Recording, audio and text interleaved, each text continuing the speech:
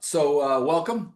This is the first one of our winter webinars, and we're going to focus on tackle maintenance. I got two guests with me tonight. Both of them fish hard. Both of them are frequent contributors to the Fisherman magazine, and both are a wealth of fishing knowledge. So we look forward to sort of running through some do's and don'ts. He brought some don'ts, right? I made Jeff cringe right away. So first off, Jeff Sullivan, as I said, they're all frequent contributors to fishermen, but actually both you guys fresh and saltwater fishermen, and you got over here early and you went away. Yeah, came back. You went fishing. Yeah, I was so prepared for. I was like, oh, what time is it? And it was like 6 o'clock, and I forgot you said like around 8. And I was like, oh man, you're like it's 2 hours away. I was like, oh, I'm going fishing. So it's the freshwater doesn't stop with me. It doesn't stop. It's all day, all the time. Sometimes you just gotta, when it blows, you just gotta go. Right. When it snows, you gotta go. When it's raining, you gotta go. You have to have a mental edge on whatever it is you do out there, because say you go once a week and you don't catch anything, you're like, well, this sucks. Yeah. I don't want to go again. But if you go every single day, it's like going to practice soccer or basketball or something. You do, 5 hours a day. 5 hours a day turns into 20 hours a week, 30 hours a week, 40 hours a week. And then you have that much knowledge going forward. Yeah. So I think, the best thing you can do for yourself is give yourself more knowledge while you're out there. And that's the best thing to do, is just go fishing. You said earlier today, well, I left him here and I went back, right? And exactly. Yep. And so our other guest, Todd Treonze, a lot of kayak fishing, both fresh and salt, and started to do some more writing for the Fisherman over the last little bit. But what was your last adventure? I know you this morning.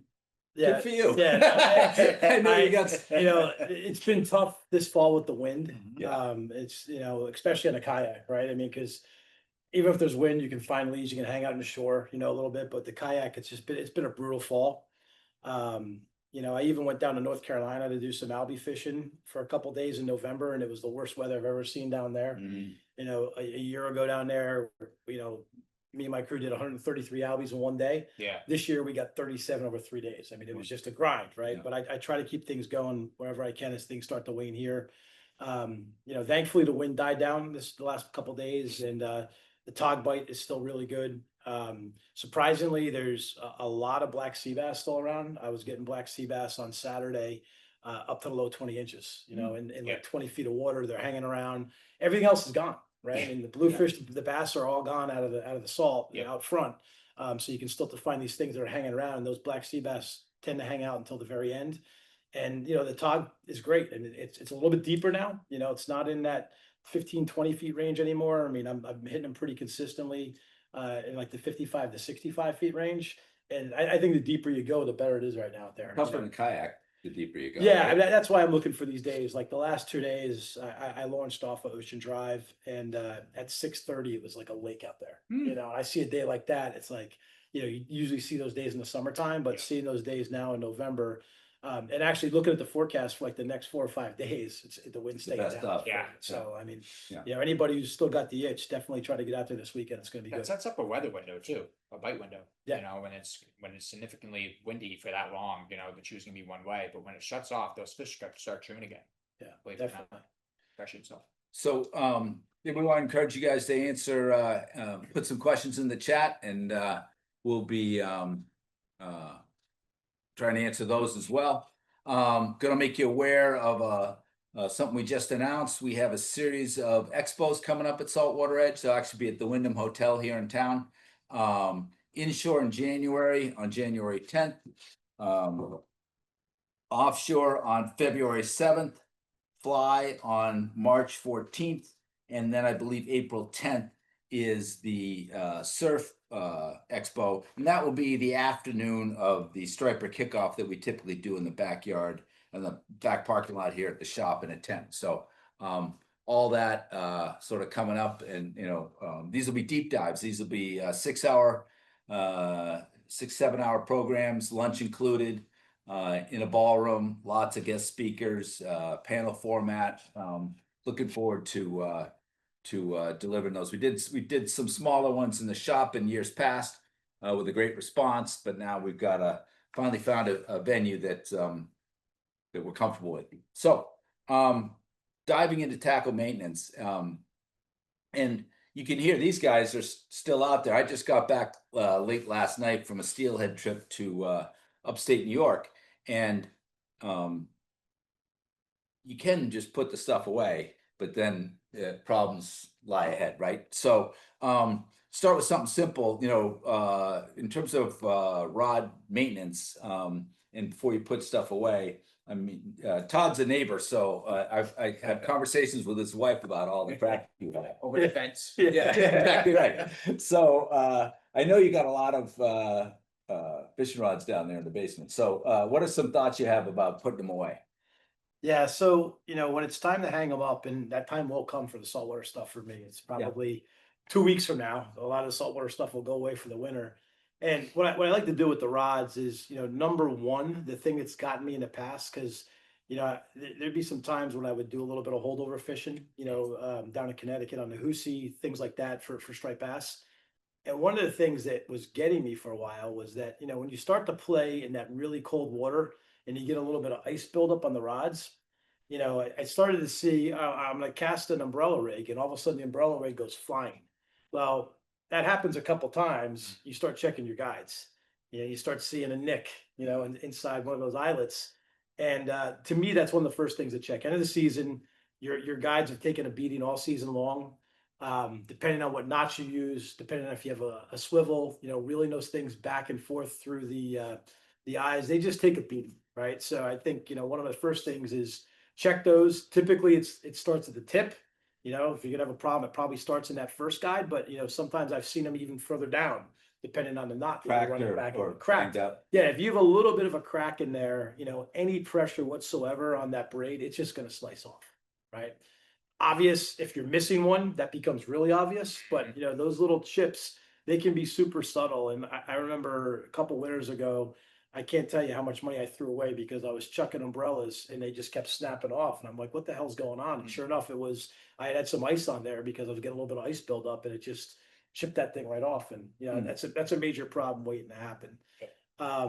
The other thing from a rod perspective that I like to check is the reel seat. And a lot of times, depending on the level of investment you've made in your rods, there's plastic, right? It's a plastic thumb screw that basically holds that reel seat in place. And I've noticed with a number of my St. Croix, they're aging now. I'm not talking about 1-2 year old rods. These are rods that go back probably 7, 8, 9 years now. That plastic it starts to wear over time, no matter how strong it is. And just, being cognizant of that, because the last thing you want is you got this thing that as you're casting, as you're reeling, I see this happen a lot when you're doing albie fishing or you're doing hardtail fishing. It's fast action. You're casting, you're reeling really quick. You start to feel that thing play a little bit, start to loosen up. And that's just a big gotcha for me that, you don't want to fast lock that stuff down because you got to be able to get the reels on and off. Right. But you just need to be careful and make sure that that's not getting too loose because that'll cause you some problems. It's not the other way. Right. Exactly. Exactly. Stay away from duct tape. Yeah. Yeah. Why's that? Because the surf guys do it all the time. Well, see, the thing is, if I'm a rod builder, I Yeah. hate duct tape Yeah. because if you try to get it off, it leaves a residue. Yeah. And that's just more work to try to get off the blank or the reel seat or Yeah. anything else. And super glue is the worst enemy too. Yeah. You want to stick with and in a pinch, definitely like 5-minute epoxy.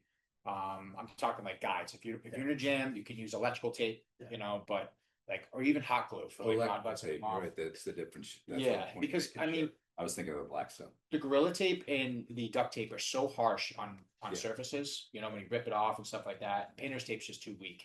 Yeah. And you start introducing that to the weather too, and you get the sun on the duct tape, for instance, it's just gonna dry it out and crisp it out. So if you try to peel that off, it's gonna be a nightmare. So that's just my advice. I'm not a rod builder. I've seen a rod builder freak out because he hates duct tape.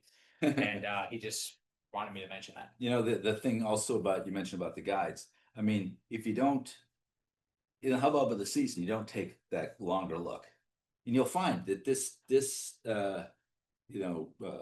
reel seat or rather guide foot is all wonky, and you didn't realize, it didn't affect your mechanics or anything like that, but it's going to fail over time. Yeah. Right. And so that longer look, it's a great chance to, go to a place or drop it off to be So repaired, Yeah. yeah. Yeah, the other thing to look for with the guides is sometimes that epoxy that holds it in place, that'll start to crack. Yes, So that's absolutely. a sign too that one might come off, right? So you want to get that fixed, get that heated back up and melted back on. Yeah. The other thing I look for on my rods is, and I've noticed this, if you're tying up like everybody's been playing with flutter spoons the last couple of years, right? If you have these things banging around on a boat or on the back of a kayak, you're going to get some of these things that start to hit the rod. And I've noticed on a couple of mine, I've got some gashes. And you need to be careful with those because a gash in the rod at some point under a lot of duress or pressure could result in a break. Yeah, that's good. It's just something to watch that, because I've noticed with these bigger lures that you might have banging around sometimes, they're great because you're going to get some big fish on these things. But, at all intents and purposes, a lot of this lighter gear wasn't built for this stuff, right? Yeah, right, So you have to be careful. Yeah. Excellent.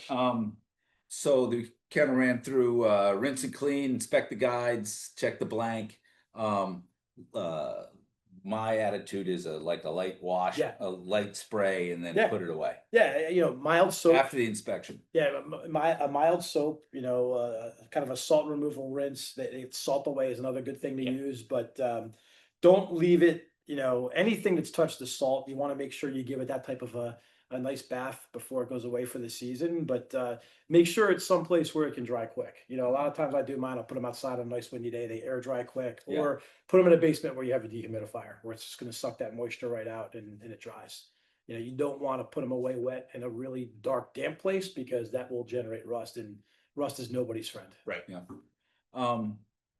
Moving on to reels. Now, Jeff, you repair reels. I do. You have a deep background in that. Yeah. So I think we'll watch. I've got a pile of reels to bring to Jeff. Yes, you and many other. So it could be a dark rabbit hole fixing reels. It could be, it changes your whole perspective when you start opening up a reel and realizing like, oh wow, this is a lot. But it's really not that complicated. It's like we were saying earlier, Jenks, like simple, stupid. Yeah. It's the same thing goes with maintenance of your reels over the course of the year. There's a lot of moving parts in a reel. Like I have a few in front of me. I'll just take this Daiwa, for instance, because I love Daiwa so much. Not really, but it's just the BG series, just drives me nuts. And they're great reels when you fish with them. But this is the #1 reel. These two, actually the #1 reels, the Shimano Bait Runner and the Daiwa BGs. They need a little more tender love and care than the rest of them. So what I like to do, so when I'm done fishing for the year, my saltwater stuff goes away for the year. I actually take these in the shower after I rinse them. So if you get off the boat, you put your stuff away. So what I like to do is I have a hose, a garden hose, if your water's still on because it's cold, or a bottle of water you keep in your car, your truck, or whatever. I usually keep like a 24 pack or something. I'll just take the water and I'll low pressure. You don't want high pressure, and just go over the top of your reels. Just rinse them off the right way. Don't rinse them off upside down, because what happens is that salt's still on there and you get that water in there. It's going to get all salt jammed up in the crevices and the bearings and everything else. And believe me, it's a nightmare. I get a lot of times where guys like, oh, well, I dropped it in the water and I rinsed it out with salt water. And I'm like, you can't do that. You can't. Salt water wins every time. Yeah. Even in the fresh water too, like just rinse it off. If you take a dive, or, your kid or something, you accidentally drop you reel in the water, you're waiting, just give it a rinse, because I'll tell you what, you get anything in there, it's going to cause issues in the mechanics of the reel. It's going to cause issues. But overall, I mean, the function of the reels, you spend money on your reels every year. I mean, let's be honest, they're not cheap. And you do it every day, or you do it often, or your budget's, you're not into fishing so much. It's like having a car, you want to take care of your car, oil changes, changing tires, everything like that. That's the same thing as with my reels. These are my babies. I'm going to take care of them. I spend a good dime on them. I want them to work peak performance every time, especially when you have the fish of a lifetime, possibly. You don't want to be hooked up and, your line roller on this is chipped up. Like Todd was saying about the guides, that happens with the line rollers as well. You got to check them, because, braid cuts like hot knife through butter through that. So you have to really be prepared and look at everything before you put it away. Make sure it was working functionally before you pick it back up in the spring, because what happens is a lot of guys just say, oh, it's done. all right, Yeah. let's go play some cards, you know? Lean in the corner. Yeah, and it's On like, the reel, it- on the rod rather. yeah, on the rod, and then, you know, the rod breaks, and then it's just like, it's pandemonium. And also, I do want to point out, though, you lead core guys, the guys that patrol in the boats. So lead core is actually a sponge, and it drives me nuts because guys don't bring them into me and I'll take it off for free. No service, no service charge or whatever. But what happens is the salt ends up sucking up, the lead core ends up sucking up that salt water. And guys sit there and they rinse everything off. They're like, okay, good. I did the general maintenance, and they leave it on the shelf and they put it this way. So what happens is that water is gonna gravitate towards the bottom of the reel. Mhm. And so in the spring, we take that lead core off, it's all salt on the bottom. So I have to take a torch, you know, all sorts of stuff that you just cringe at when you pick it up, you know, and you're just like, oh man, I can't do this. But if you do lead core, I just take it off. It saves you, you know, 40-50 bucks of line because you can repurpose that line, reverse it. Yeah. And it saves you a couple bucks in the spring when it'd be like, oh, your spool's pitted, you have to get a new spool for this reel, you know? So, what are there a couple things you'd recommend everybody do as they put something away? Maybe, like oil here or this there, or besides the rinse? Yes. Is there a couple? Yes. Okay. Okay. So I see a lot of guys that just jam grease in it and they call it a day. That's not what you do. So I'm gonna take the spool off here. Yeah, everyone's got a good view of it. So underneath the spool, there's a clicker here. There's like a little. Yeah. That I like to put a little grease on that. It's just because it's a moving part. When it's on the spool, you know, it moves over time. So I like to put in this. It's, you know, I don't like to expose rust to anything. So I put grease, stops rust. It's just it's over time. Is there a preferred grease? I like to use the pen grease. Okay. It's just universal. Yep. It's the synthetic is good. And Shimano grease is good too, but it has like this material in it. It's better for drags. You know, it's got like this. I don't even know. It's a gritty. You know, and it's better. It's better for drags. I use it on drags, but overall, I'll use the pen grease, the blue stuff. You can get it at your tackle shops. I think you can get it here. Yep. Also, the drag washers. It's pretty easy to do this. You don't need Bill Nye the Science Guy to take this part. So you can take there's a retaining clip inside most of these reels on the spinning reels. You can actually take a flathead screwdriver, which I like to do, and I pop that out and put it in a cup or something so it doesn't go boing everywhere and your kids are looking for it, your dog eats it, and you're in a nightmare. And I take them out, I take a towel or a rag, I just, you know, I take it and I just dry it off. All drag washers, I just dry it off completely because the HT100 to carbon drags are meant to run dry anyway. The felt drags in the older reels, you want a little bit of dab of grease on there just for, you know, because felt, if it gets dry, friction adds up. It's like pocket lead. So you want to make sure this is all dry in there. So, you know, you stack them up, and then put the retaining clip back in there. Everything's good, like so, and then you add a little dab, like a fingerprint of grease, and just do that. And you're done with the spool, right? Okay. You don't necessarily have to take the line off the spool on the spinning reel because it does. No matter where you lay it, the salt's going to exit the spool anyway. I see. Right. So that's not a problem there. Another place to put oil is the line roller. So what I like to do is, if you guys are, you know, good with screwdrivers and, you know, good with your hands and stuff, you can take a screwdriver and just loosen that a little bit, just so you can get the nozzle for the oil inside the roller. And you take a rubber band and just stick it underneath the bail and just, you know, go back and forth. That way the oil can get in there and lubricate everything.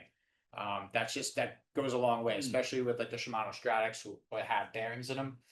Some pens have bearings in them, you know, a bunch of reels have bearings in them. But some pens have the bushings instead of bearings, which I like a lot better because when you got bearings go all the time on those Stratics. and it sounds like craziness. And you're like, oh, my gear's messed up. It's like, it's not your gear, it's your line roller. So, and they're small bearings. Like, you know, this bearing here on the top of this is like the size you would put in a line roller bearing. But initially you want to get some oil into the line roller. You want to oil the handle knob because that ends up seizing up a lot. Salt gets in there when you rinse it off over time and trips of the year. That rinses off. It's very easy stuff, guys. I mean, WD-40 if you want to, in a pinch. And I don't recommend, I know a lot of guys do this, putting oil inside where the router nut is, where the shaft meets the router nut. strictly because there's anti-reverse system in there in every reel that stops the reel from going backwards. And I know there's a lot of you guys that have reels in the shed that are like, oh, it's still going, for example, I'll just do this. It's going backwards. It's not, it sounds like crap. No, it's because it's either one, dirty, or two, there's oil in there. And what happens is there's like a little like hexagon little sleeve in there, and there's another metal sleeve that goes inside that. And inside that hexagon sleeve, there's actually pins. There's like, I don't know, say 5, for example, there's 5 pins in there. And that's supposed to be ran dry because friction stops that router from going backwards. So you want, if that's wet or compromised or lubricated in some way, it's gonna go backwards. It's not gonna do its job. But just general, like underneath your bail as well. If you do both sides of your bail, inside here, a little squirt of WD-40 or oil goes a long way. And that's pretty much it, guys, after you rinse it off. You know, nothing crazy, but it goes a long way in the long run. In the process of taking the spinning reel apart, you have backed off the drag, but that would be, you know, if that'd be at a minimum, right? Yes, that's a good point too, Jenks. You don't want your drags locked down either. There's no need for it. And to have it under immense pressure, you know, if you lock it all the way down and leave it there for 5 months, it's gonna do something to the drag. It's gonna compress the drags enough to where you're not gonna get that full, you know, potential of the drags come spring. Just loosen your drags, you know, after you're done and you're good to go. On the conventional style reels, I do want to add, you know, you want to, after you rinse it, tighten the drag all the way because it compresses those washers, squeezes the water out of there, and then loosen it back up. Okay. Okay. So it's a combination of grease and oil, and doesn't take much of any. No, right? Little bits, but it's give everything a look, and the wear and tear I heard was the line roller, right? Otherwise, it's friction and lubrication and I mean, think about it. It's just moving parts, you know. If you put the you know, lubrication moving parts, it's going to go a lot better. You know, grease on the other hand, it's not necessarily run it smoother because that's just the dynamics of the reel, mechanical wise. Grease just keeps the salt off it in case salt does get in it, and it just adds more lubrication to all the moving parts. Really, just stops the friction. Okay. There's nothing really you can do about the braid. It's just fine to stay there, and there's nothing. I mean, I people come in here sometimes and ask us to crank it off to reverse it. Yeah, and it always seems to, you know, at least in my experience, end up getting twisted. It ends up being it's not easy. Yeah. Right. Yeah. And I haven't seen anything give me any reason to not just fish the same braid. And, you know, in the new year, I kind of think sometimes it's breaking in, and then when it's good, you want it, and then it fails, or you hang up a couple times, and then you respool. 100%. Yeah. Okay. 100%. All right. Yeah, you don't have to take. I mean, if you want to take the braid off the conventionals because the way it sits on the rock back or You something. were talking about that. Because what happens is all that salt's inside. It's cool you rinse off the top stuff, but when you lay it down for the year and it sits on your boat or whatever you do in your basement or your shed or something, that salt water is going to drain to this side of the reel. Sure. Or depending on what side it is. Yeah. And it's going to be a nightmare getting that off. And the you know, sometimes when I'm taking the line off, it's a donut. Yeah. A solid donut of salt. Yep. It almost spins around the shaft sometimes. Yep. Yeah. And I just save it for my fries. All right. You know, I asked these guys to think a little bit, knowing that Jeff works on reels frequently. And so I sort of said, hey, think a little bit harder about that. And I said, hey, Todd, think a little bit harder about lures. And you brought some great examples. So why don't I let you run with lures? I know there's certainly soft plastics and tin, we have plastics and all that, but I think there's a theme here you want to start with. Yeah, we have a smorgasbord of stuff here. And you know, because I haven't stopped fishing yet, I brought in a box that's just full of all different types of epoxies, plastics, tog jigs. You know what it's like, right? You're out, you're fishing. You want to take everything with you. You can't take everything with you, but you jam as much stuff as you can in a box, and it's there. And you know, Jeff called it out. And one of the things that I didn't realize that I was doing that's not great is that a lot of my tackle boxes, because I'm on a kayak, they have a rubber gasket on because I'm trying to keep water out of them. Because in a kayak, they're either under my seat getting splashed, or they're in the side compartment I have on my crate getting splashed. And you know, they do a good job of keeping majority of the water out, but let's say I open that tackle box and I'm on the water and there's some spray, there's some mist, you know, I take a lure out, I close the box, I put it back in. What just happened? I trap moisture inside a box, and with that gasket, there's no way to get it out. So I walk in here with a small Plano that's probably got 30 epoxies in here from hardtail season, and Jeff just starts cringing. He looked at it, it's like, and I told him I literally changed all these hooks in August, Yeah. and they look like crap again. You know, it's just you can't stop the battle that is salt and corrosion against these hooks. You know, these are all I switched a lot of these from VMCs to BKKs. They're good hooks, but you know, I look at them and I've got some work to do this winter. You know, what I typically do is, you know, you always have your best friend in terms of tools, your split ring pliers. I always like to have a nice set of smaller pliers, you know, and a needle nose plier that I can kind of grab things with. But if I start to see hooks that, or if I see split rings that have some rust on them or some corrosion on them, it's a losing battle. You know, you can try to clean those off a little bit, but you know, that's usually, if I see enough rust or I see enough of my treble, my hooks are not purposely pushed down, that's when I start to think, all right, that one's going to need to be replaced. You know, and I kind of go through my box and I sort them out by the ones that, you know, I think are good enough to last, right? Because, you know, as you start to invest in hardware, I try to do the ones that, you know, absolutely need it first. And, you know, what I like to do with this too, is I'm going through it and kind of doing some of this cleanup. I like to clean the lures up a little bit too. I mean, a lot of these lures are just coated with salt. You know, some of them still have grass on them, scales. I mean, that was the other thing too about the rods. I pulled a couple of my rods out today, and they're just, you know, if anybody was catching bonito, those bonito or mackerel scales just get everywhere. They're all over, you know, they're stuck all over the rods. So that's another thing. As you look at your rods, you know, you'll probably have some nice shiny decorations on there, but you know, you want to wipe those off. Same goes for a lot of these lures. You know, I look at my epoxies, and you know what I like to do with the epoxies too. And I kind of, this has just been a little bit of advice. You know, the bonito are becoming more and more frequent. You know, like it used to be 3 years ago, it was a treat to find a bonito. Yeah. You know, they've become almost a new bluefish. They're everywhere. Big. But what I find with the bonito is when you find one, you find 10. And after catching 3 or 4 of them, they're jacking themselves up really bad on the trebles. So what I tend to do is I have the same lure with a single, I have the same lure with a treble, right? Because like in June when they first show up, you want to catch that first one. I don't want to lose it on a single. But once I've got a couple of them, for the fish's sake, and for my sake on the kayak, I typically have a second lure ready to go with a single, so that, you know, it's better for the fish. It's better for me to start landing some that way. Right. I have a lot of plastics too. I think probably a lot of folks on this call probably have a bag, like this is a Zoom bag that's stuffed with probably, I don't know, 20 different plastics that I threw in my waders as I went and did a night fishing someplace. This looks like a night one because it's mostly darker stuff. But you know what I tend to do is as I dump out a bag of my plastics that are pre-rigged, is I look at those jig heads, right? And I look to see, is my hook still a good level of sharpness?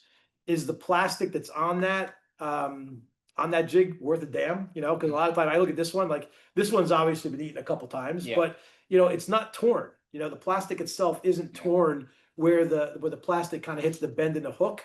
On my smaller plastics, I tend not to use a zip tie. But when I get into the bigger ones that I'm tossing around, you know, the 9-inch, the 11-inch, I like the momentum. It's so much, you know, I get one fish on one of these, one big bass, and you're gonna be ripped off here, you know. So I always try to look at, I use the zip tie. I like to make sure that the zip tie is kind of sitting back there, nice and tight against the hook to keep that from putting too much pressure on it when you get a big fish. You just said momentum. You cast it off. Is that what you're? Momentum, and see how much weight is hanging on the back of that hook. Yeah. So when a fish short strikes that's going to be ripped. So the zip tie is very, very convenient. Otherwise it comes right, because otherwise your pressure point's here. Right through. Like the sluggos, for instance, Jenks. You know what, the big ones I get a lot. I have to put like 5 zip ties on that thing. Yeah. But the fish is great. But the problem is there's so much weight in the back of the hook. Yeah. You know, behind the hook. Behind the hook. Sorry. You know, you get short striked or you cast that hard, it's gonna, every time that's gonna tear a little bit, a little bit. It just, the zip tie adds more fishing value. You know, you add more fish to it. I heard you use the word and I was like, momentum. The other thing is that not every hook's a bad hook to throw it away, right? So a hook sharpener is not a great thing to have, right? I mean, some of these hooks, You can give it a couple shots with the hook sharpener and you can save your day, get a little bit of the rust off the tip of it there. Yep. The other thing that I spend a lot of time with on a winter is like, it's funny, like you got time, when you can't fish, if you're not an ice fishing guy or you're not a hunter doing something different, like, I use the term dicking around with tackle. You're in the basement, you pull something out, it's January. Yeah, you pull it out and you start looking at things. And like, I also like to kind of like, over time you start to hear about things that work, better on some of the newer plays, right? So like, this is a great example. I learned this one from Max Finch down in Connecticut on the flutter spoon, right? A traditional flutter spoon, your treble's just directly against a big split ring against the spoon. And in this case, if you run a high gauge swivel to another split ring to the hook, this stops the bass from getting leverage. Yeah. Right. You hook a big bass, you hook a 50-pound bass on this spoon, he's going to be able to pop that thing out because he can put leverage on it. 2 seconds. When you've got this thing spinning down here and he's hooked down here, he's not getting off. And a lot of times what I like to do is I like to upgrade my hardware. So like a lot of these come with VMCs. I switch these all out to these BKKs. Yeah. And I can tell you the BKKs, you're not going to lose this fish. Changer. This thing hits it. They're not coming off these big BKK grapplers.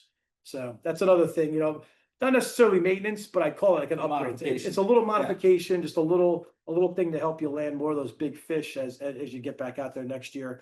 The biggest key for me, I look at some of these things. This is an old Poji, Point Judith, and this guy right here is literally a tetanus shot waiting to happen.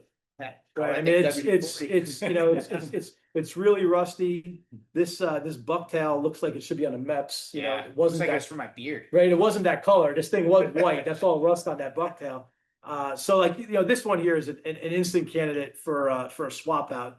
First of all, it's dangerous, but second of all, if you hook a good fish on this thing's breaking off. Yeah. This hook is not going to make it the next time I drop it on a big fish.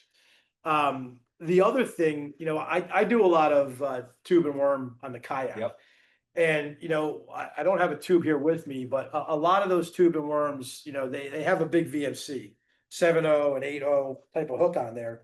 And what I can tell you is, these days I don't use worms that much anymore. I use a lot of the fish bites, right? And those fish bites lures are amazing. They have fantastic scent. They work great. But if you leave them on your hook at all, they will degrade your hook. I literally The have. good news was No, you could leave it on. No. If you, I've done it. I've left them on there. They literally will stain your hook. Yeah. And you can start to see Start to corrosion compromise it. just Yeah. based on the chemical compound of Like gold whatever, does. what's ever in there. Yeah. So you want to make sure you look at those hooks. If you've got a piece of fish bites on there, take them off. It goes for any of your hooks. If you've got fish bites in any hooks, definitely take those off because over the winter, those things will definitely corrode your hooks too. So just another thing to be mindful of and look at. Tog jigs, still get a lot of use, but these things are super susceptible to rust. Yeah. I've got a bunch of small game on tog jigs here that I probably was using earlier in the season when the fish were shallow, or I was using some of these to go after scup when I was fishing Asian crabs for them in July. But these guys, the jig boxes, love those in terms of being able to put these inside the foam so they all have a place. They're not bouncing around. Tog jigs are awesome, but if you just throw them in a little box, they bounce around and they will knock the paint off of them. No matter how good that powder coat is, if these things are banging off of each other in a boat or in a box, you definitely want to try to protect those a little bit better. And I do find these things take a beating, right? These hooks here, you really, and here's the reality with these. You can't change the hook. On a tog jig, if that hook's shot, throw it away. On an epoxy, you can pop it off, pop a split ring off, put a new hook on. On a plastic, you can change the jig head. But with these guys, if you don't have something like that jig box to protect these things and really take care of them, these are probably the ones I look at these, and every year I throw away a handful because I just didn't take care of them throughout the season. Like I think of all the lures that you have in your box, the tog jigs are the ones that if you don't wash them periodically, You'll pay. you're going to pay. I mean, I've got probably 7 or 8 of them here. Throwouts. These are just going to be toss-aways. Yeah. Yeah. Now, have you tried mineral spirits? No. So mineral spirits I use a lot with cleaning reels. Yeah. It takes the salt off. If you try some of the mineral spirits on your lures, like your epoxies and stuff, Yeah. you tried that with the magic eraser. Yeah. I don't know why I didn't do that years ago. On the rust or just on the lures? Or? On the lures. Yeah, the lures themselves to get the sharpen clean it back. up. Yeah. Absolutely. I do that on my like spinnerbait blades for largemouth. Yeah. And I'm like, man, why did I? Yeah, you get the shine back. Yeah, You I'm get the like, shine oh, I back. should have did this years ago. Yeah, I mean, the great thing too is we think about the lures. That's a great point you bring up, Jeff. Is like you look at these epoxies, right? And like I got a couple different brands here. I've got some Hoagies, I've got some Game On lures, and like these traditional lures back in the day. I remember when I was fishing Hoagies probably 7-8 years ago. Mhm. You hit a wall, you hit a piling, these things chip. The exo jigs don't. So I think it's another thing to look at is just go through your lures too and just make sure there's no damage to the lures. If Yeah. you're fishing around pilings, if you're fishing around bridges, even structure, if you're dropping, an epoxy down in the structure, a lot of times, some of them will get chips, some will get nicks in them. Like the Game On lures, they lose eyes. The eyes fall off all the Yeah. time. That's not going to change how the lure performs. But if you've got a chip in an epoxy and you're going high speed reeling, trying to bring it in, it's going to have a little bit of a different action. Maybe it's good, maybe it's not, but it's just something to kind of check as you look at Be your aware of. lures as well. So Yeah. there's a little cheat sheet I found with those epoxies. When they do crack, because I got tired of mine cracking, Yeah. splitting, I take UV resin and I add to the missing pieces that are in there and just take a UV light and it goes right over the top and you never know it's there. Interesting. It's like just a little quick Good fix. You know? save. Yeah. Good Yeah. save. It's just because I'm a little cheating. Yeah, no, Yeah, hey, I buy a lot of tackle. Yeah, you do. You know. Yes. Yeah. Someone who knows. yeah, exactly. So I like to try to find a little bit of like in a pinch, like if I have Yeah. UV resin at home, I cracked out last night, and these guys aren't open, so what am I gonna do? So you gotta take UV resin to those things, and it's like a quick little fix, like electrical tape with stuff. It's just Yeah. like zip ties with something, have a little UV resin, so done. Just in a pinch. I'm not saying it's a permanent fix, but it's something. Because those lures still got to catch your eye. I mean, they Oh, yeah. catch your eye when you buy them, but when you pick them out of the box, you're still looking at like, oh, what am I going to use today? You don't want something that's dinged up and looks like. Right, it doesn't Sea look good to glass. you. Yeah, It doesn't look good Right. to you to start with. Yeah. So you want to pick it out of the box and you want to like, have confidence to use that again to throw it. Well, every lure has a purpose, right? So Exactly, like exactly. even if it's something that's not perfect, use it in an area that's rough structure where you're going to get snagged up. Exactly. So you don't care about losing it, use it in that situation, or use it when there's blues around. Right. So Oh, jeez. Right. Right. You get snagged like, good, I lost that thing finally. So, any questions out there? Put them in the chat if you have them. So far we've covered rods, reels, lures, and I agree with all that you said, Todd. It kind of starts with like taking a look at the hook, because I mean, one of the things that's if my experience from 50 years of this, but 50 podcasts, and I've talked to excellent anglers in these 50 podcasts, and one of the things that comes up from more of like a strategy before tactics is simply sharp hooks, Yeah. right? I mean, Yeah. and it doesn't make anyone here on this call or whatever, like, of Yeah. course it starts with a sharp hook, but this is the time to make sure that the hooks you have are sharp, Yeah. right? Why In aren't the you out hubbub there? of it all, sometimes you miss it, Yeah. you know? Yeah. I mean, I fished hooks that are, I wished I had. Now I got an explanation for what are those last two. It becomes a Well, I story. mean, think Yeah. about it, because it's a business end of everything. Because if the hook, it's Absolutely. the heartbeat. Because Yeah. if you don't have a sharp hook, then what are you out there for? Because you're gonna miss 99% of the fish you catch, unless it's in the eye or somewhere crazy, or Mhm. the tactical clip ends up catching them somehow. But it's just one of those things where if you don't have a sharp hook, you're up a river without a paddle. Yep. You know. So this is a topic that could be a very slippery slope. Just having a conversation with you earlier today Yeah. about storage. We already have a gasket story. Yeah. And you can see your if I may, Yeah. your box had a Yeah. lot of shit in it, and it slopped I around. don't know how I'm gonna get it back in there now. It was in there. There's literally, if you can see this, there's literally all the little dividers are shot too. Yeah, they're So it's cracked. just a big, Warped. They've been bouncing around. yeah. Saw the rust stains. I was like, oh god. So I would tell you, Jeff and I were talking about earlier, I like those hydro flows that let the water go in and out, and you can rinse them at the end of the day. So when I get back on the dock, I'll put them out there, the light tackle one, a sea bass one, and a epoxy kind of algae one. Yep. And just they all get a spray, turn them over, bang them a couple times, and Yeah. most of the water's out of there. At least the water that's in there is fresh. Yeah, you yeah, know? yeah. The gasket makes a lot of sense, but like you just described, you get a little spray or something, a splash that Yeah. instant. Silica Yeah. packets. Oh yeah, that's Yeah, where we're headed. yeah. So let's do storage. And without we're 40 minutes into this, so we won't go too deep. But you were talking about how we were having a conversation about storage, and for me, I do a fresh and salt, Yep. And you're like, yeah, me too. And then, but then you go take it a good deal further in terms of grouping your lures in different, ways you can find them easier the next time. Yeah. Right. Yep. Yeah. And It's you like then pack for a trip out of these, right? prepare. Yeah. Like pretty much organization is 100% of your fishing. Yeah. Because if you're not ready for your trips or your day of fishing, even if it's local, you got to have stuff ready. You got to have stuff ready to grow, because you never know when you're going to encounter the blitz, like a bonito blitz or, a striped bass blitz or whatever you're going, even freshwater fishing. I encounter blitzes sometimes with white perch, even stuff like that. Yeah. You just want to be able to match this scenario of the time of year too. Like your tackle needs to be smarter. Like you can't just, you can, but you can't just bring the dishwasher into your truck or your car and be like, all right, I have all this tackle, I'm ready to roll. But like, okay, well, I need a 3/8 ounce Cleo spoon and I have to dig through all that stuff to get to that, and the timing's just not right. So we want to have everything in boxes, so what I like to do is match the time of year for what I'm doing. So if I'm doing, for instance, if I'm doing stripers in the spring, I'll have 3 boxes of soft plastics, eel styles, swim bait styles, and I'll have finesse styles like, smaller Kitex or smaller, whatever plastics you have. And then I'll have some small top waters too.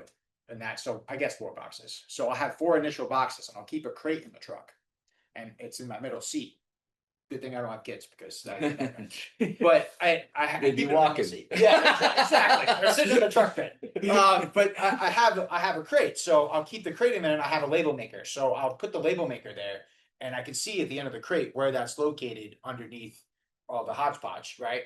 So I have the saltwater stuff, and then I also freshwater fish a lot. So I'll have the largemouth stuff, the trout stuff in the spring, all in one box. So I'll have my spinners and spoons, your small finesse swim baits, and your big swim baits, because I like throwing big baits too. So it's just a lot easier to go out there and have your stuff ready and be like, all right, well, I'm gonna go throw big swim baits today. So you're gonna go into your truck. I'm gonna go to my box, like that's my big swim bait box. Pull this out. I did this good with this year. This lure I did good with this time last year. So and how you make note of that was a good call. Can you share that? Yeah. So guys don't like to put pen to paper anymore, and I don't blame it. It's 2025. So I like to use my phone as a logbook, because everyone's on their phone faces these days. Everyone's face to the phone. So if I go back to last year and I'm initially going to match pretty much what I threw last year into my tackle box. So I'm going to go so it's funny because winter fishing, I leave it alone, and then when spring comes, it's all about the season. And then when winter comes, I'm like, oh man, I got to pick up where I left off. What do I do? Like, if you don't have that logging, you're like back to square one again, So I don't like to have that FOMO and missing out of what I could be doing better. So if I have that box that I had from last year, say like some Huddleston swim baits for largemouth right now, but I'm throwing, I know, okay, I have this toxic color that it's called, and I know the 68 special is working. So I know that there's a weather window at this time of year somewhere. I'm going to kind of, use that to an advantage and go in that weather window. If not, I'm just going to go every day until I find that weather window, or that bite window, I should say. It's organization is 99% of your success, because if you're not organized, it's going to be miserable. So from that conversation, what I took away was, I've got these big Tupperwares, fresh and salt, and then I got them maybe into albies and stripers in spring, and to a degree. But there's the next level with you. And the point is, you fish a lot, absolutely, but to whatever degree the guys here on the call or anybody does, if you can take that organization. So simplify it, or take it down to where it works for you. Sure. But it's going to be an advantage whether you do it a ton, or do it infrequently. It's still going to be a distinct advantage, right? Especially matching it up to time. If there was another thing that came out of all those podcasts that I heard a lot besides sharp hooks, was log. Logging and John Skinner, who does an awful lot of YouTube videos, told me that his biggest frustration was when the software that he was using was no longer updated, and he's capable of writing a software program himself, which he did, but he couldn't continue, and he was just sort of stuck. So that's a great point too, and That's what another deep fear of mine is my phone breaks. I Deep drop fear. it. I drop my phone in the water, you know, I'm in the surf or something, and I don't have all those pictures over the years. So good thing for iCloud. But the thing is, I am old school as shit too. You know, I have a journal at my house and it's filled with stuff from for 15, 16 years of fishing. Like every monthly, I go over kind of like what I've been doing. I do it more in the freshwater because it's so technical. You know, saltwater you can kind of like get a gist of it. You know, it's good to have, you know, More surf pattern casting. based. It's definitely pattern based. But I definitely do log. But with the freshwater side of things, I have it's like almost like a chapter book. It's disgusting, but it's no one's gonna be able to read it besides me because it's chicken scratch anyway. But it's over the years, so you can go back to be like, okay, so December in 2018, what was I doing? Like, what was I throwing? What species was I going for? What where am I? You know, so it's always good to have a basis of like where you are in the year. And like, you know, you've been saltwater fishing all year and you're like, all right, well, try and change it up. You know, I want to go for trout or something. Like we were talking about that the other day. You're like, I need to change the pace. So you want to be able to simplify your tackle organization and be able to just pick up where you left off or start a new thing. And not have to get it a whole, like, find it and put it away and get it organized and clean it. Yeah. Like, I don't- majority of that. I don't like cleaning. It's just a pain in the ass. It's you could just eliminate the pain in the ass part about it and just be so simplified and just get even a couple boxes. If you go on the weekends, you know, and you're busy at work, you know, busy schedule, you could just get a couple Plano boxes and just put some stuff in it, you know, and just go off of that and try to, you know, get your own little niche of stuff you like to throw this time of year or any time of year, really, you know. In the summer it can kind of get crazy because you're just here, there, everywhere. You know, you're in the surf, you're in the boat, you're in the kayak, you're everywhere. Yeah, but that's just, you know, what I do. But I'm saying if you just, you know, you go on the weekends for surf fishing, you go on a boat once in a while, you know, you want to have a couple boxes. I would say a minimum of 8 boxes. You know, that's not bad. You know, 8 boxes is probably good. You know, something with rigs in it, something with sinkers in it. You know, just something. Just don't put your sinkers with the top jig. So, and the thing, you know, wanted to make sure we brought up that Jeff mentioned is the silica gel packs. Yes. You know, when we get a big order from Sims or AFCO or Grundon's, one of those guys, those packs are everywhere, and we're always scooping up and throwing them out. And you know, I've thought about it, but I've never done it. Your experience is awesome.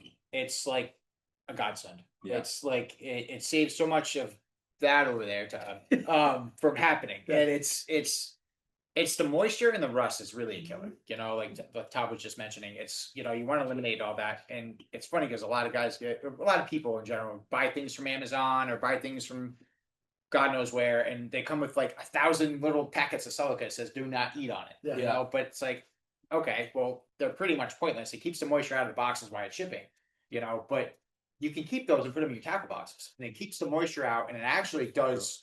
I haven't had rust on my hooks at all, and I've been using them for 3 years, you know, and it keeps the blades nice and clean on your blade baits. Your I'm waiting you to take out your phone and order I'm right gonna- now. Next Amazon orders going down. But it's one of those things where it just keeps a little bit of, it just keeps it at bay, you know. Let's be honest, rust spreads and it's horrible. And it's expensive. It's expensive. It's very expensive. I mean, the hook thing, I'm with you. I'm, you know, when wife goes away, it's all out on the kitchen table and the island, and I'm butzing and swapping, and you're never done. And it seems like there's got to be a better way. And this might be I'm gonna try a little bit more tighter division of I'm a great guinea pig products, for that. and then keep this. I mean, in that box, I'd probably put 4.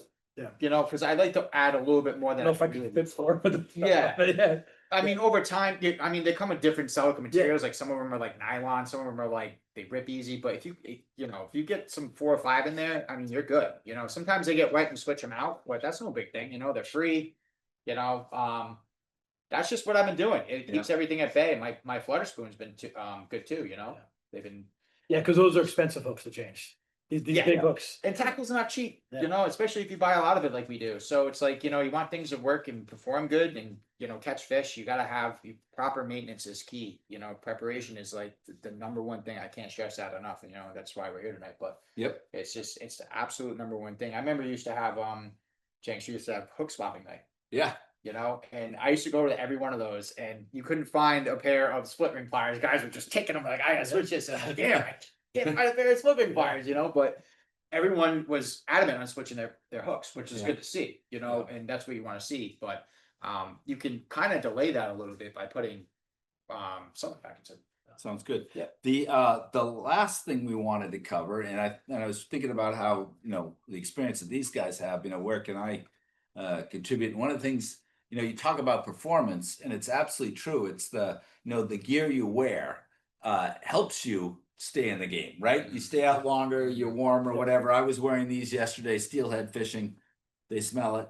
But you know, in the instruction for whether it's a windproof gloves like these or a breathable jacket like I have from Grundon's, the instruction would be to turn it inside out, zip all the zippers, you know, adhere all the Velcro to itself, zip all the zippers, turn it inside out, and then light wash it in a gentle cycle with no fabric softeners or just a mild liquid detergent.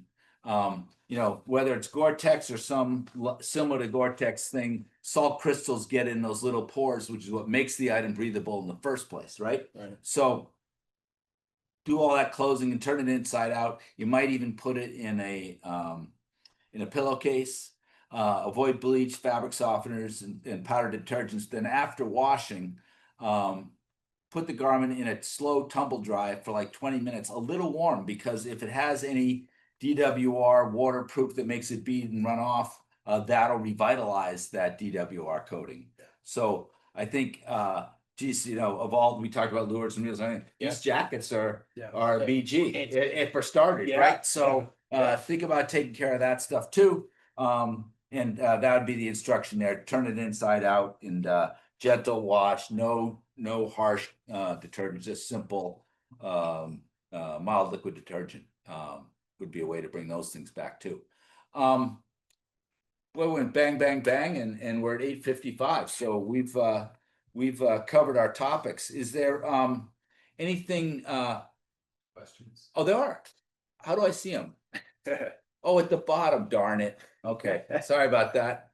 If I missed them all on the way, I apologize. Any maintenance needed for waders, rinsed and dried enough? Good question. Contemplating exactly the same, because I was telling you I took my waders out to go steelhead fishing, and damn, there was mildew and everything. So what I do is a spray, and then and maybe a little scrub with a like the what's the brush you call with the little bit of bristly stuff on one side, sponge on the other, whatever those things are. Like you do dishes with them. But just a little dish sponge. Yeah, there you go. Just run it around a little bit, light dish detergent again, like you know, the regular old dish soap, and then spray them off, and then hang them. I don't think, and I actually talked to the Sims rep today, and I didn't get a chance to follow up on what he said in preparation here, but I don't think you take them anywhere near a washer dryer. I think you just do it with fresh water. Did Jeff ever oil the shaft of the reel? I apologize for missing these along the way. I didn't have my cursor down far enough to see them. So Matt asked, Kevin asked, just wanted to clarify, did Jeff say never oil the shaft of the reel? That's correct. Yeah, you don't want to put any. You don't want to compromise. I think I've certainly heard about it. And I listened to you. So this is the thing. It's like I can't stress this enough. So there is an anti-reverse system in a lot of these reels, right? No matter what spinning reel you have. Are you talking about a spinning reel or conventional? I think it was spinning. Okay, so a spinning reel, there's anti-reverse system up top. So what happens is, I have this spool up. If you put oil in there, it's gonna go down inside that anti-reverse. And what that anti-reverse does is it has the friction. So there's pins inside of a collar, right? And that's made to run dry. So there's friction to stop that router from going backwards. So if you add lubrication to that, you're taking that equation out. So that's really not a good thing. But if you want to put grease on or oil on anything, the oil would be the handle and the bail, and the line roller. The grease, I would add it to the top, very top of this, in the threads where the spool goes on, and the drag knob. That's pretty much it. I wouldn't go anything elaborate. Good enough. That kind of syncs with what I was thinking. Yeah. But it's the very top. Very the threads are. Yeah, where the threads are, just a little bit, and you're good to go. Nothing crazy. Good. I don't think we have a lot of offshore experience. We'd love to go, but any thoughts on spreader bars in general? You know, any maintenance there? Spreader bars, yes. But the bags are actually pretty, you can rinse them off in the bags, but if the storage wise, I'm telling you, silica packets, it goes again. Yeah. It goes a long way. Those things are awesome. And try to keep them out of the elements too. Like I like to keep them in the basement. You know, I keep them in the basement, silica packets, and you know, keep the bag open. Just zip it open. Just add some more air in it. I know that you can get air in the back of it because it's porous. Right, In the back of most of them, but just keep the bag open. Put like 20 silica packets in there. I've been looking at these new Mustad Kaiju Ultra inline hooks. I hear Todd of the BK Kids quality hooks, but I have had good luck so far with Mustad. And opinion on leaders. How far in advance do you tie monofluoro? Do you get ahead of? Do you tie? You must tie tog rigs through the winter. Or, Are we talking about leader connections? Or are we talking about rigs?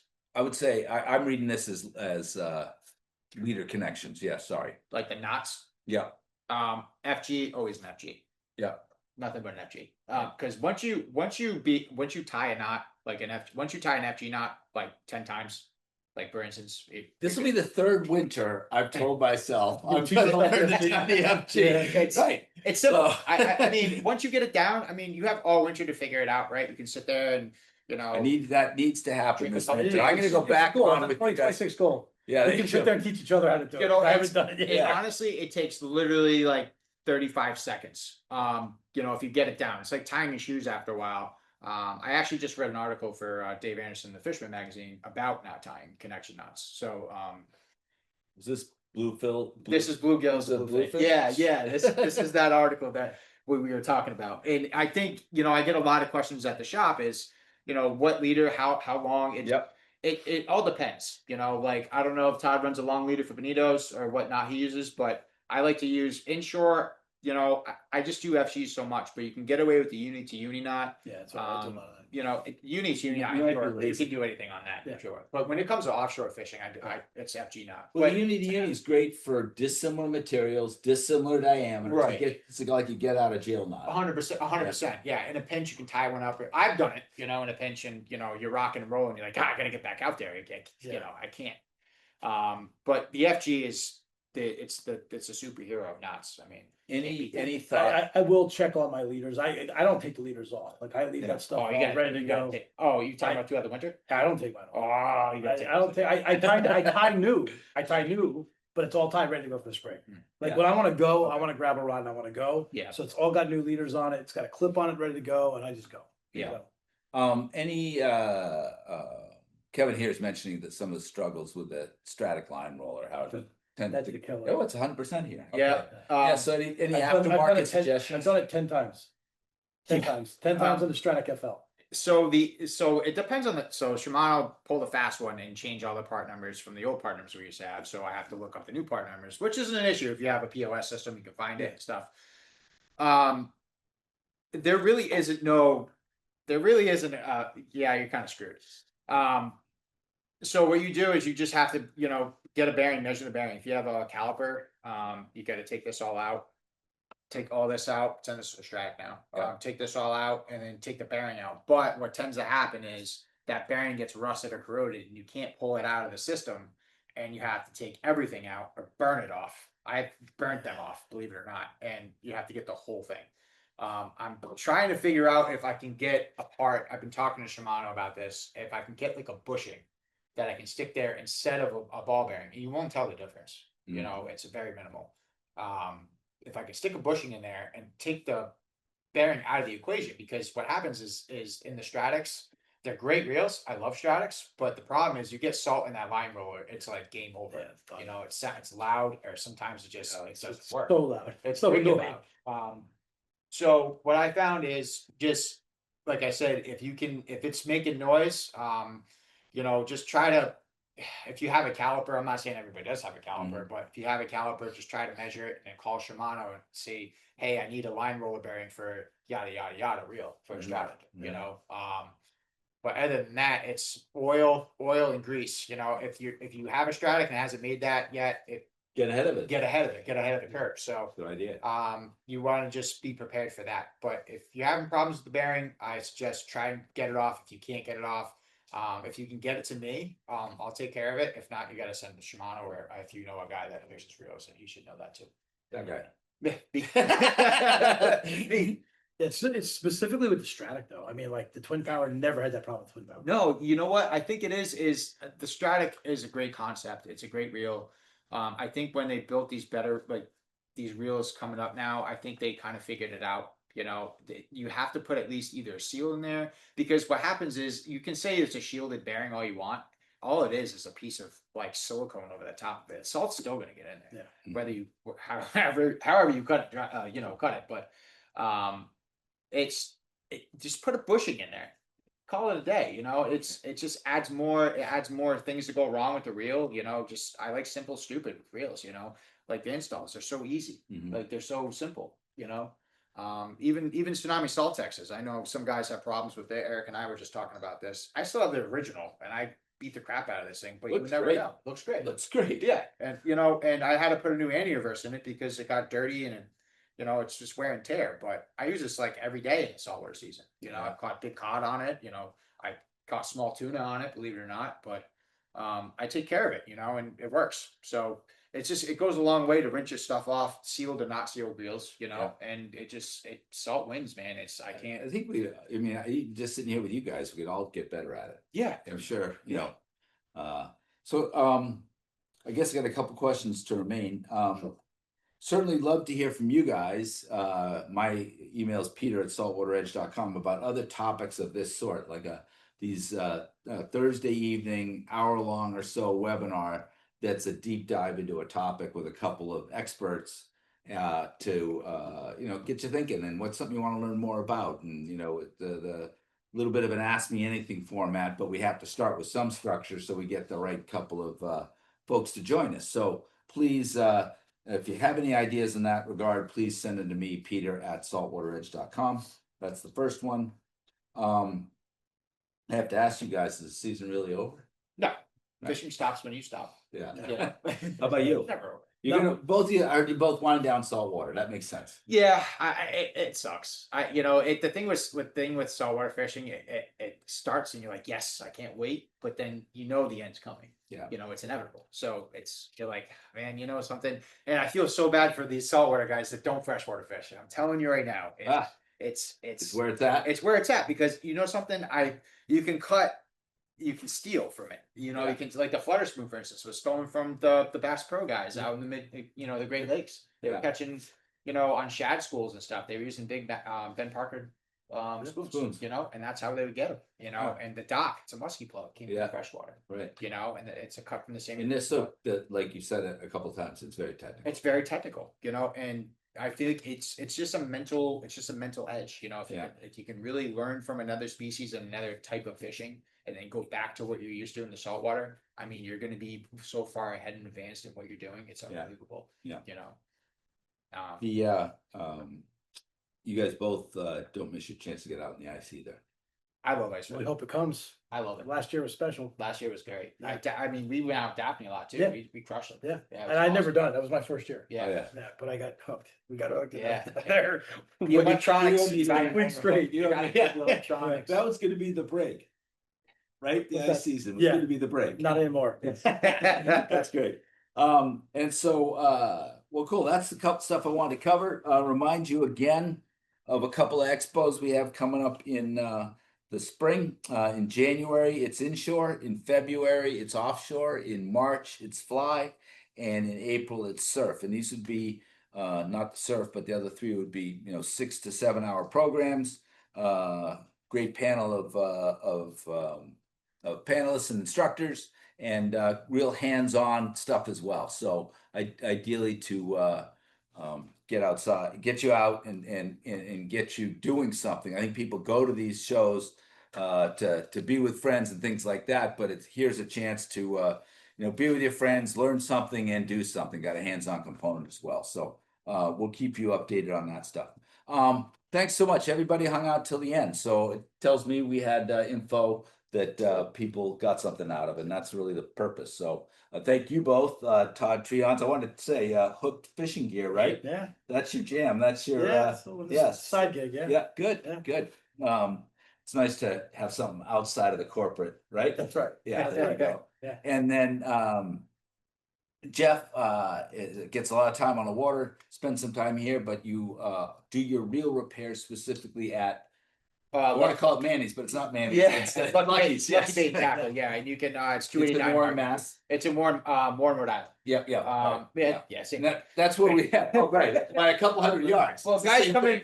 in, and say, you know, oh, you guys don't Mass licenses. I'm like, no, Rhode Island. So Yeah, we but can't only do by that. a couple hundred yards Right, too. right. But anyway, Yeah. it is very highly recommended on reel repair, and those guys at Lucky's do a great job. Yeah. And I know it's you know, the getting that job well done is not easy. So No. glad you're there as a resource, and we refer everybody, send them your way. Yeah, anytime. I appreciate it. Excellent. Well, thank you both Yeah. for the Thank you. time, Yeah. and thank you all for hanging out as long as you Great did. holidays, guys. Yes, Good to take see you care. guys. Tight lines.